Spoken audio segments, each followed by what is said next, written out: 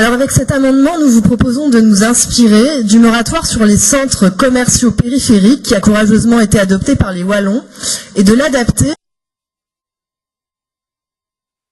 à la région Auvergne-Rhône-Alpes. Nous avons déjà eu ce débat en assemblée et nous sommes tous d'accord ici pour affirmer que les centres commerciaux et zones d'activité à la périphérie des villes et des villages sont nocifs à notre économie locale.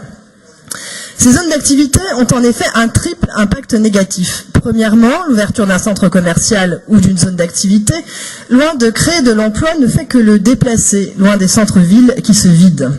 Deuxièmement, nous devons conserver ces terres agricoles pour nous nourrir et des zones naturelles pour limiter le changement climatique et préserver la biodiversité, pas pour y construire des hangars en métal, mal isolés et climatisés, où l'on vend des produits du bout du monde.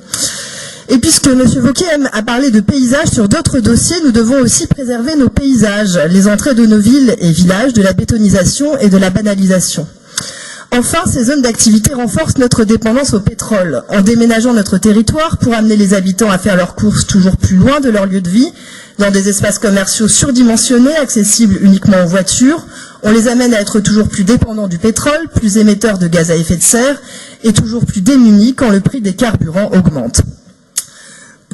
Alors le SRADET rappelle déjà la nécessité de densifier l'existant et d'éviter la création de nouvelles zones commerciales périphériques, mais sans fixer de règles fermes. Il risquerait de n'être pas assez prescriptif et de laisser les décideurs agir dans la mesure du possible. Or, certaines décisions doivent être inscrites clairement sans qu'on puisse les contourner. On voit dans cette assemblée que tous les groupes politiques sont d'accord pour cesser de construire de nouvelles zones commerciales périphériques, mais on voit aussi localement des élus des mêmes formations politiques les autoriser ou les soutenir avec de l'argent public dans leur communauté de communes. Une règle claire du SRADET évitera toute tentation de ce type. Je vous remercie. Merci beaucoup, Monsieur Méliès.